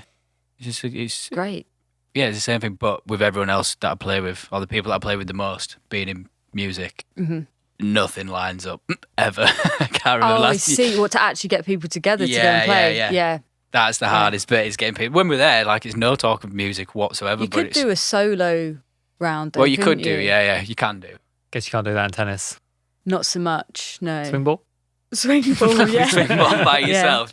What do? You climb, though. You're a I climber. climb, yeah, that's my thing. Which Yeah. is the same thing. I just kind of, because they're the problems on the wall, I can just focus in on those. Mm-hmm. You're more thinking about that than you are about, you're not thinking about other stuff. But then, like, because I boulder a lot, which is you do by yourself. Well, not by yourself, but it's a solo endeavor, really. Mm-hmm. You have take breaks in between, and that's the moment you can sit there and, like, your brain could revisit the thing you were doing earlier, and you might have an idea or think about something, but then you break away from it again and climb a bit more. Yeah, you Yeah. kind of For me, forcing it's the yourself. perfect thing. Yeah. And Yeah. it stretches me, which Well, it's sitting like the it's bad exercise. posture from sitting in chairs and Yeah. at desks and even It's sitting just now. I'm like, constantly. here. I find myself going like, I know. I sit like an idiot. I know. And then you get into that really positive flow state, and then you realise you've been sat like an idiot for 4 hours. The more of a flow state I get into, the more of like a gremlin I get. I'm like, that is it. yeah, like- yeah. my legs behind my head at some point. Like, wow, I'm getting good work But done. it sounds great. Yeah. I find cooking a good one. Cooking's a good one. I like cooking when I've got the time to cook. Yeah. Like, oh, cool, I have got the whole evening. I can just do it at a leisurely pace and make something really nice. I find that very therapeutic. You've got to be like, you've got to get people around. You've got to be like, right, someone's going to come for dinner. I've got to leave work. I've got to go cook. So you're like, Accountability. yeah, you got accountability. So you're just like, please come to my house for dinner. I need a rest. Social time, cooking, getting all the things you need in. Yeah. Just have a climb before and then Have a you're climb. There we go. all done. We've cracked it, Yeah. and we're not going to stick to it. Go back to hobbies and music, having been one of your hobbies. Uh-huh. Do you still, can you enjoy it as and what's what I'm looking for? A consumer? Yeah. Do you Oh, yeah, put that's it on at interesting. home? Do you not think about Yeah. it? Do you still, would you ever pick up a guitar and just play a little bit just for yourself? More and so. not be thinking about other Really? stuff? Yeah, more so doing that. But there's definitely phases where I'll just listen to podcasts. Yeah. Yeah. But maybe it's because I've not been like in the studio much. I've been listening to a lot of music. But then if I'm mixing a lot, I probably will listen to a podcast on the way home Yeah. rather than more music. But yeah, no, I just really like music. No, because I know a lot of people are like, well, I just don't listen to music anymore. And I Yeah. struggle to as well. Like, when you're younger, you find that, like, and you find it more, or I find more that you find an artist, you're like, I love them. Mm-hmm. And you're just hooked. And now I find it really difficult to kind of find something. Yeah. Because I think it's my attention span. I always kind of put it down to working in studios. You're always working on something new. Mm-hmm. And it's like fresh and it's great. So when New Music Friday comes about, you like listen once and I'm like, right, cool, yeah, what's next? Because that's the studio like every day. Mm-hmm. So I kind of, I struggle to listen to artists and I struggle to find artists now as well. Yeah. Because there's always, and also if you're finding artists, there's always like a little bit of an ulterior motive, like, oh, could I reach out to them or something like that? It's like, It never kind of switches off. Yeah, I remember learning what reverb was at sixth What's that? form. Just Still don't 6 really months know. ago. I know what reverb was last week, and Reverb? since I learned It's it, a website, isn't it? I believe so. Yeah, I thought so. When I was 18, and then I could hear it on stuff I really? was Yeah. like the music I listened to. I was like, "That's reverb there and there," and it changes the way you listen. So like, I feel like when you do it for a job, you hear it differently to when you were younger, and Yeah, you didn't know totally. You just how it was made or what it was. But it's like looking behind the curtain. You believed it was just them in a room before. You're like, that. Oh, they must have recorded that in a big room. Yeah. There was no second guessing it. They must have just done that live. Oh yeah, obviously. Yeah. They must sound like they've got auto-tune on the voice. That's very, very clever. Unique tone. How can you do that? But that's where I find that I can't listen to it because I can't listen to a song. I'm like, oh, that's a really interesting like reverb throw, or I love how they've done this with the arrangement or the vocals, and I'm like, well, now I'm just working again, and this is annoying. So I always listen to lyrics first. I feel like you're either a person that listens to music or lyrics first. Yeah, I'm music. And I'm like definitely a lyrics person and like the words, and we'll hear those first. So maybe that's part of The difference. the difference. Interesting. Maybe. What are you? I genuinely think I'm kind of somewhere in between. It's I don't always know if one, I isn't can it? go- I wouldn't have thought so. I know. I bet you just think Marmite's all if right. it had don't to you? be one thing, it would probably be music, but like the melody of the music. So that's what I mean. Where I'm probably picking up on the vocal melodies of it. Mhm. Whether or not I'm picking up the individual words, it is definitely the flow and the meter of the voice. Yeah. So whether it's actually the lyric and what they're saying, I don't know. Probably not that. Yeah. So probably the musical side, but the more lyrical music.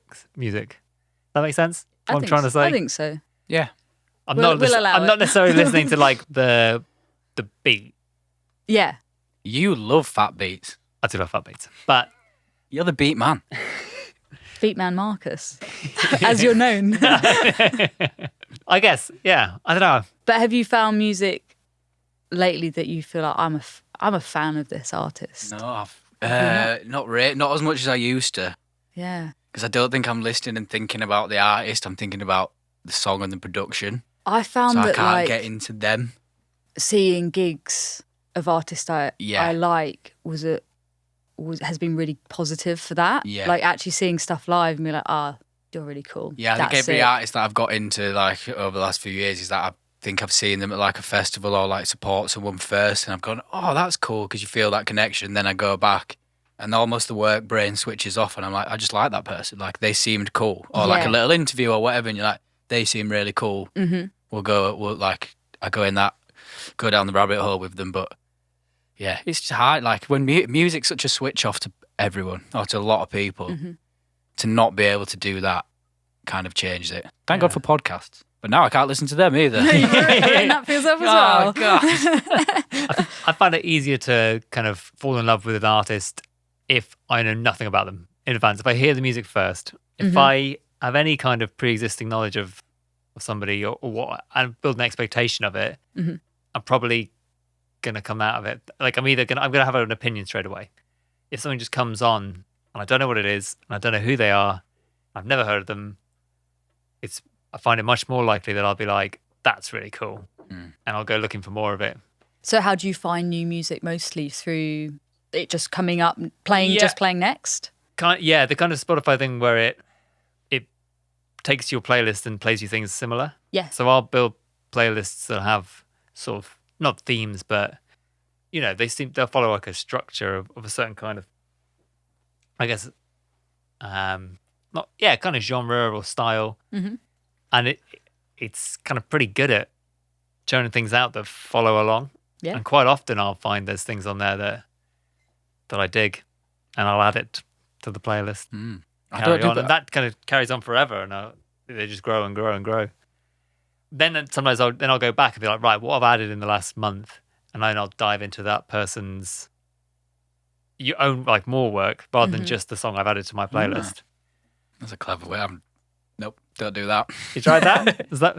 I definitely have found artists I like through that, But if I look at the artists that I've been really big into, it's probably come from recommendations or seeing them live has been what's like really sparked it, I guess. I'm slow to act on recommendations. Again, for the same reason, because someone's recommended it, so I'm like, cool, might be cool. But if it's not, then I'm going to have a conversation and be like, yeah, I didn't like it. I also don't like when someone's like, you're going to love this. Yeah. So don't tell me that. That's exactly what I mean. Don't tell me what I'm going to love. Yeah. But then you're immediately listening with like, well, do I love this?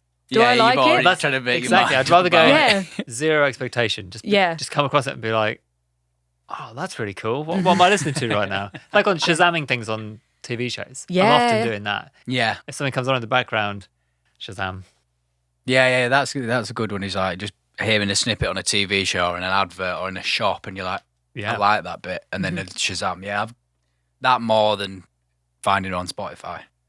I would find people through that. Shazammer. A Shazammer. Some Is good it still spots. going? It is still going. Yeah, It's man. like Climbing gym's a very good Shazam spot. They've always got like good music coming through the tannoys. there you go. H&M's quite good as well. Is it? Not that I'm You've been looking at frequently- H&M. I just go in there for You're the just there tunes. with your phone, like onto the thing. It's like, oh, what's this one? I mean, it's what people do. They curate. I remember like years ago, like Made in Chelsea was like insane for it. Like loads of indie bands and stuff like that, and everyone wanted to get on that playlist because it just booted loads of people's careers off. Also, a bit like what TikTok is really. Yeah. I mean, TikTok's that, or like the videos that go on Instagram. But then you realise like it's only like a bridge that's good, and the rest of the song's not. What were we talking about? I said stop. The highs and lows. The Basically. highs and lows. Yeah. Managing the highs and lows. Yeah, which is kind of there. But we just kind of stumbled into it anyway. But it is a good thing to talk about. That it's not all like, you don't get a stamp on your passport that says you've made it and now everything's going to be rosy from here on out. Like you're I'd busy all the time. I'd like that stamp on my passport though. Yeah. Can you make it? I will stamp your passport. Thank you. It might Get make it blocked out of the invalid. next, get blocked out from the next country. It's like, what is this Yeah, stamp? but I've made it. I went on holiday to Japan. Cool. And a lot of the tourist sites, they've got like rubber stamps that you can stamp a kind of passport-like book with. And loads of tourists kept stamping their passports. Oh, And people were like, I don't think you should do that because they probably won't like that when you try and pass through somewhere and you've got like this Temples stamp or a train station. Loads of the train stations have individual stamps. That is You a can cool get a idea, book. though. It is fun. Called, what are they called? I think they're called Eki stamps. Because it's Eki, I think, is train station in Japanese, or Eki's train. I don't know, one of those. But each individual train station has a unique stamp, and you can get a little book where you go around and collect them all. Bit like Monopoly. Yeah, kind of like that. In-person Monopoly. in-person Monopoly Without without the all money the other exchange. elements of Monopoly. And So it's not quite- like Monopoly. Not like Monopoly at all. It's quite fun. So you have to You just just turn said up. train station, so it's the same Just thing. like Monopoly. Yeah. That's right. The train station, the first thing that comes into your head is Monopoly. Well, sort of getting like little stamps for different places. Unlike Monopoly. How not are you what playing happens. Monopoly exactly? Yeah, Um, not playing Monopoly right. Yeah, maybe not. Your version sounds better though. Thank you. You get the We stamps. could make this game. I can't think of a single stamp-based game. Stamp gaze, like moving around, stamping things. You could have a Moloko Studio stamp-based game Yeah, the idea is to collect a stamp. for each. We could even just have a stamp in every studio, and you have a Bring little your book. passport and we'll put it in. Yeah, Yeah. make sure it's your actual passport though. Yeah, yeah. because We will only stamp it. The only we'll way only it'll work. stamp the real one. But yeah, it's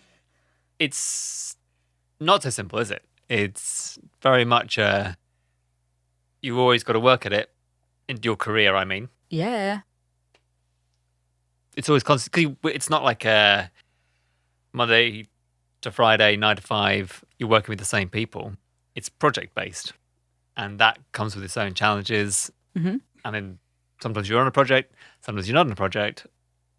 How you kind of manage that as on a personal level, more than like not so much thinking about like a financial level or Mentally. scheduling, but Yeah. mentally balancing that out with yourself and being okay with that, essentially. Yeah, I don't feel like it's talked about loads, and not for it to be like a negative thing, because just being freelance and you're sort of taking your hobby and something you love and trying to do that all the time and make sure that you can pay your rent through that means as well. And it is just can be challenging psychologically being freelance. Like even when things are going well, like you were saying, have project, have gap, but know what's coming up. That's the only way that it seems that's like the most relaxing state it can be in. Yeah. And because anything else, and you're thinking about, okay, how do I fill this gap? What's coming next? Should I have been, while the times were good, should I have been doing more to prepare for the next times? But I was also really busy doing that stuff, so I didn't have time. I find sort of planning, so say the start of next year, I don't know exactly what I'm going to be doing, but I'm going to make a plan. And if something else comes along or happens, that plan will change and adapt. But if something doesn't, I know what I'm going to be doing. Yeah. Pretty much. Yeah. And I guess there's always been overhanging projects that I'm on my own clock for to an extent. Like there is a deadline, but I could do it at some point in January, this mix, for example. Yeah. So I'll schedule it in, and then if those plans change, those plans will change. But as long as I'm on my own clock, that's okay. But I think previously there's what if something else comes in? Yeah. Should I leave myself free and available? But I found doing that quite challenging, and I'd rather have a plan and change it than be waiting 100%. uncertainly. Yeah. Potentially. Yeah, that planning it and knowing what's in the diary or having some sort of ideas helps you have those times off. Christmas I always find like is the hardest as well. And knowing to come back from Christmas that I've got a project or some sessions lined up or something like that really helps me switch off in the Christmas period. Especially like Christmas is so expensive anyway. So you line up to it and then you're like, I'll switch off, and probably is the longest break we have. And almost a little bit of a forced break as well. Mm-hmm. And Absolutely. and then you're like, oh, well, I'm not working. And it's like, if you don't have anything to come back to, you're like, oh, I can't switch off. Like, what should I be doing? Mm-hmm. But if you even know you've got a couple of things, even just some meetings I try and do as well. Like, well, now I'm going to get the year going. Yeah. It just really helps you switch off. That's what I think anyway. Because on a commercial level, you're at the mercy of the industry. Yeah. On like a creative level, you can fill that with as long as you've got somebody else to work with, you can find ways of filling time and keeping things moving. Yeah. And a lot of the time it is on you. Like you have to consciously do that. Keep things moving and make plans and set goals. And it's like, yeah, exactly. Yeah. Do you ever find yourself like getting lost as well in kind of projects and then what's next and all that kind of stuff? And it kind of, we all get the highs, and you go away and you do lovely residential studio for 2 weeks and you go on tour. But everyone's had lows and struggled. And I think we've probably all seen some of ours in studios as well. Yeah, I mean, how do you get out? Like, how do you get out of that? I think the making plans, and since having the studio and always having creative projects that I really care about and like going on, has always been really important. That they're always just ticking away and exist. And well, you were like mentioning as well, like you live with your partner and the other person that you share a studio with. Because I always find that the lows is just kind of getting out of music. In London, especially, like a lot of my friends are involved in music, or if not, they're closely related to that. They're doing music videos or in the creative industry. Yeah. So to then get out and speak to my friends that don't do that, that kind of puts a little bit of perspective on kind of what I'm doing, and just taking yourself out of it and being able to have that almost escape ladder just for a night or just for a day or just to ring us and go, oh, hey, I'm not great. That I think that really puts things in perspective. And something that was like everything to a lot of people when you get into music, it is everything and it's the thing you love the most.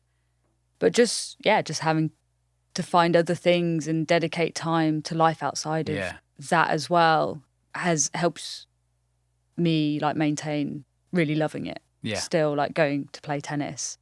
And then talking about something that isn't music. And I think a lot of the time when you work in music, a lot of your friends work in music, and it's so all-consuming that, just taking yourself out of it to go and do a sport. Or like, Yeah. I was going to say or climb, but that sounds like I'm like saying climbing isn't. Play a sport or go climbing. I'll go climbing. It's in the Olympics this year, I'll have you know. It sure was. It sure was. And a Brit won, Did they? didn't he? He won the gold in the men's combined lead and boulder. There you go. There we go. Fancy Just that. go and win a gold medal instead. When when music feels music's like a not lot. working. Yeah, when just it's go a and get drag. yourself No, a medal. it's all just not kind of going. You get the mix rejected, the band leaves you. Go win a gold medal. Yeah. Simples. Do you get the feeling of guilt? I don't get it so much, but definitely used to, where if I had a day off and part of my brain would be like, now you can go and work on that ongoing project. And I'd feel guilt if I knew I had a day and didn't go and do the thing. Interesting, yeah. And the guilt that you sometimes get if you're not loving something, 'cause you're like, oh, I'm so lucky to be doing this. Like, should be loving every second. I feel bad Yeah. Yeah. that I'm having a bad day. Yeah. Yeah. 100%. It's like, I guess it's the kind of guilt I would have when I was procrastinating and didn't want to do like a bit of work at university or coursework or revise for something. Feels like I'm skiving away from work I should be doing. Even if there's not like coming up to a deadline or something, it's fine to take that time off and do your own thing. Mm-hmm. Sort of, yeah. It felt like you should always be using every minute. I got really good at like not feeling like that. And then in the last few months, it's like really come back. I've been like, oh, you need to be doing something. You need to be progressing. How did you get good at not? Well, when I first moved to London, I was like assisting. I lived with a friend who was like in a similar situation to me, but he does like music videos and film and stuff like that. So we'd be there sat in the flat watching Game of Thrones on a Wednesday afternoon, being like, oh. So we kind of get each other through it. And then another friend of mine was a photographer, and he kind of, we kind of went through the same experiences of kind of saying yes to everything and doing all that, and watching him make the mistakes I did of, I don't know, cancelling a holiday or what I think would be a mistake is like cancelling a holiday to do a project or something like that. Mm-hmm. That was like, oh, from the outside, that looks mental. So don't do that. And then, I don't know why recently it's just gone back. I'm like, I need to be doing more. Mm-hmm. So I think it's like ebbs and flows. It's just finding a way of detaching yourself from it. As we all say, this is our dream job and we love it. And we love doing it. But you can be unhappy. Those two things can coexist. And you don't have to feel guilt. And it's been just maybe a bit kinder to yourself. Just been like, it's fine. Like, you don't have to be happy. I am Just all an off- right. Are you sure? Yeah, I am all right. You sure? It's taken a turn, but I think I'm all right. Yeah. No, I've been through it so much, and just like being able to just sit down and be a bit kinder to myself and be like, look, you don't have to do something today. You don't have to. You don't always have to be like pushing forward with every project that you do, or kind of be happy about it and feel grateful about it. Like, it can be rough. Like, you've just got to maybe just take a minute, I find, and just be kinder to yourself. It's good for people to know who are looking at the kind of any kind of freelance job, I guess. Whether it's, I mean, I've only seen it from this music perspective, but anytime when you're reliant on other people coming to you with for work, or you're just trying to build a reputation, you can't expect to always be busy from the off. Yeah. Or at any point. I think everyone's career over the long term has ebbs and flows. And it's real, and it is kind of with one comes the other, but then back again. And kind of preparing for that financially, mentally, like all of these ways, and having a support network of people who you'll have around during that time, whether it's kind of people who work in the same business, friends, or kind of friends who work in different areas, or your partner who maybe does something else or something together, but they can either Yeah, they're there to support you. Yes, If you've got all that, then you'll be all right. you'll be all right. Yeah. I think it's like earlier what I was saying about like figuring out who I am and like what times I work. It's also figuring out who I am and how I'm creative. And you like look at someone and they're just constantly going and like, and they're going and they're pushing and they're pushing and they can work all day, every day.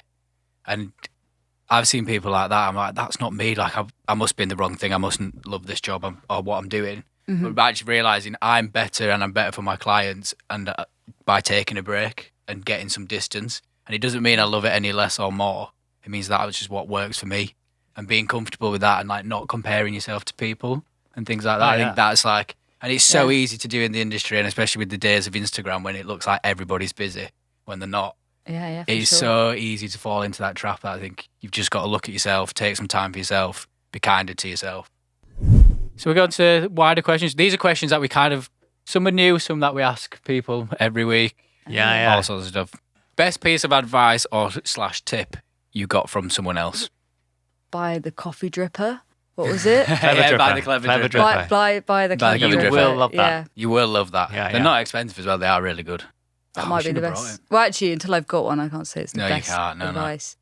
I don't know. I've definitely been given good advice from lots of people, and who I don't remember, but collectively, Yeah. I feel like the thing that's resonated with me, and I would always say to people, is find what you're good at and what you enjoy, and do it, and just do stuff. Try lots of different things. Don't put any pressure on yourself to like specialize, or especially early days, and just work out what you like and what you're good at, and keep doing stuff. Great advice. Yeah, great advice. So I've sort of just put myself there as what's the best piece of advice you've ever been given. I like it. So tell myself I this. can roll with that energy, man. But I definitely didn't invent that. Definitely it's an a classic. amalgamation of good advice from people. Yeah. But if it's worked, that's the reason good advice sticks around because I suppose so. Because it's good. it's good. That's what happens. How did you find building your own studio? Did you build your own studio? Or did you kind of build it in a room? You did build a studio, didn't you? In Built your it house within a at one room. point. Oh, well, I've always had home setups, but I've never done the structural side where you're building rooms within rooms and like sound proofing. So the studio I'm in now, it's part of a complex of studios, and it's sound proofed. Between the infrastructure of the building was there, Yeah. and then we have 2 empty rooms, so we had to sound treat them. So that meant like building bass traps and building lots of panels, following YouTube videos. So we did it in that sense, and then like wired it all up and put it all together. So How deep did you go? Were you measuring rooms, like pinging it out with the tones and the waves? yeah. Well, we knew that we'd just need a lot of sound treatment. So we started with, let's just do a lot of stuff. And we knew the key points as sort of back wall corners with some thick stuff and listening first reflection points. And then when we'd sort of got that immediate stuff up, I used Sonar Works on the room and on the speakers. So did that. And then where we could see there was still some problemy areas, added some more. The second lot, more things were bought, because after like panel 12, the excitement. You've made enough panels. The excitement wears off a bit. To start with, I was like, this is ace. Maybe I should just build panels for people. This is so good. And then you build sort of 20 panels and you're like, yeah, I'm done now. That's done. Hopefully they'll last forever and not fall apart, because don't want to do it again. Creative fabric choices? Or Oh, what have you gone for? Well, that's a rabbit hole to go down as well, isn't it? it is, but I went really boring and went for calico, which is basically unbleached cotton. Oh, nice. So it's cotton, but it gives you that sort of cream, naturally texture, soft texture, and it's dirt cheap. So that was like a big factor. And then we just sprayed it with some fireproof stuff for, the old, that's smart. Like, in case there was health fire. and safety regs. We like it. Yeah, Yeah. that's good.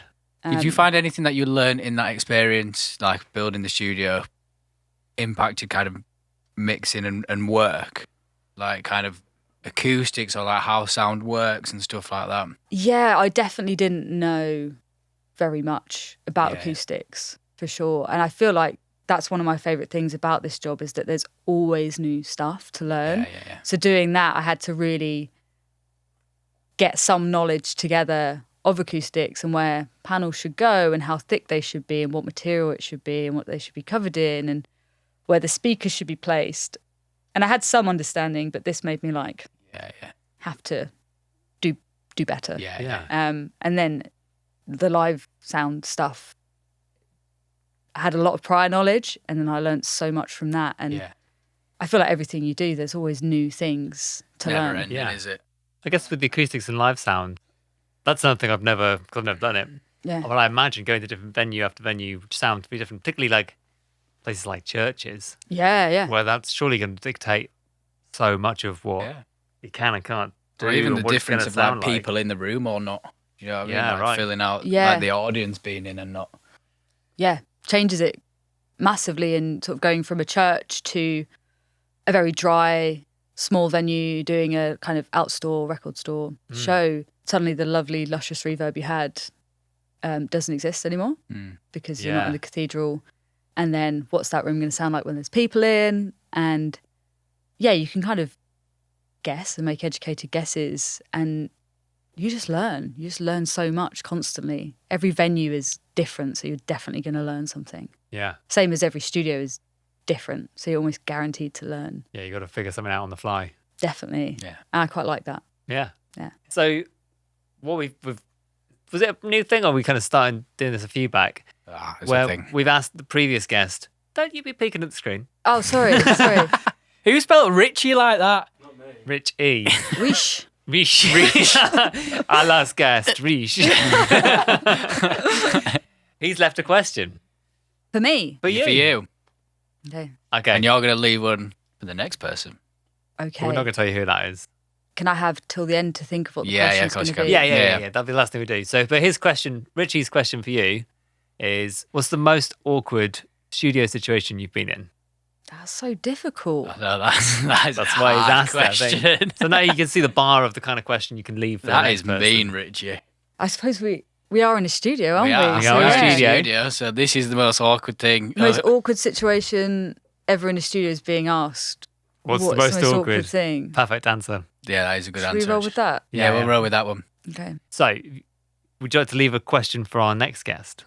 I would like to know what their coffee making process is, if they have one. So even if they're not a coffee maker, What do they're they still do? going to have, if they work Yeah. in studios, they probably Yeah. have had to make a coffee at some point. And how would they go about that? How would they go about Yeah. it? Good or bad? That's a great question.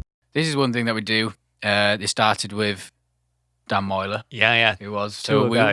we're going through a chain, Oh, yeah. a recording chain, and everyone adds something to it. So Dan Moyler started it, Mm-hmm. and the source is him I heard writing this. something on an Etch-a-Sketch. Yeah. And then Rich is going to said that you've got the mic you're using is a lapel mic. I'm pleased you said that. Yeah. Where is it going? Well, where Well, do you this want is to? up to Where do you. you want to So go you get to next? pick. You can either, I You guess, can go could, pre, you have to can have go something- pedal, you can add anything. Or I guess you could even you could place it. You could even just place it real weird. No, I think we've Or not got many more left of this season. We need to finish this chain.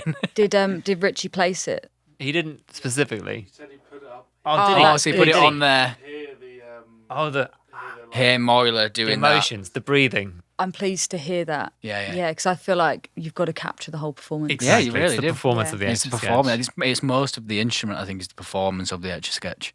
So you can go. I mean, what you choose to do with that Next. lapel mic now Yeah. is completely up to you. Okay. Doesn't have to go into anything. I mean, it has to go into something. Of But course, it it's got doesn't to go have to into. go So we into- can't just finish Doesn't there. have to be Yeah. That was predictable. that. You can do whatever. Ooh, Oh, at some point, we're going to try and source all of this stuff and recreate this. is it? That's the dream. Yeah, we have to get Moyler back in to play the Etch-a-Sketch. He specified himself. He didn't did actually So- specify himself. Yeah. Okay. Well, I feel like it could be fun to put it through some sort of guitar amp, if possible. Straight into an Oh, amp. I like it, Nice. I like it. Very cool. If that would be possible. Have you got a specific one? Well, if it's going to happen, are there any here? Yeah, there's Yeah. plenty through there. Oh, yeah. We've Got the one of those PV, little we've got PV Fender decades, Twin, AC30, some little Oh, Selmas. Probably through the twin. Twin, I'd have cool. thought, yeah. So Now, is it in the same room as I'd have thought the so. Yeah. performance? So do we have to Oh, get a little bit careful with that? Or do you want a little bit of Yeah, do you want it in a feedback booth? potentially? Is Do you it want the amp like in a booth or? It's all part of it, I is think. it flirting with feeding back, or is For it? sure. There we go. Yeah, we're gonna end up with 2 mics on this. Oh yeah. Oh, yeah. Or are we? Or are we? Ooh. Where's it gonna go from there? Is the amp in the room? The rules that my head went to the rules, and I thought we need to mic up that amp, but Maybe we might don't. not. Oh, this has took a turn. Wowza. Are we Yeah. happy with that? As Oh, the next that is point? fantastic. I love it. I mean, it's got me thinking about it already. Okay. Yeah, into the amp, I think. Yeah. Well, You know how like a guitarist might want to perform with their electric guitar, amp in the room? That's all part of it. yeah. I I feel think like Dan that's would part of really the like that Etch as well. Sketch Yeah. thing. I think that's Dan's vibe as well. He'll love that. Wicked. He will I'm love sure of that. it. You, if you're free, come back, and you can You tune can the Dial amp. in the amp. Dan will play this. Richie can place the PAL mic. Yeah. Yep. You tune in the amp. And then we'll see and where it carry goes on from there. Yeah. Brilliant. Sorry, next person. Yeah, I like it. There we go. Well, I think that's everything. Excellent. And Yeah. that's it for this podcast. It's been a great chat. Been a pleasure. That's been a good time. Yeah. Thanks for has. coming in. Thank you for coming. Thanks very much. Thank you for watching. We'll see you next episode. Bye. Bye.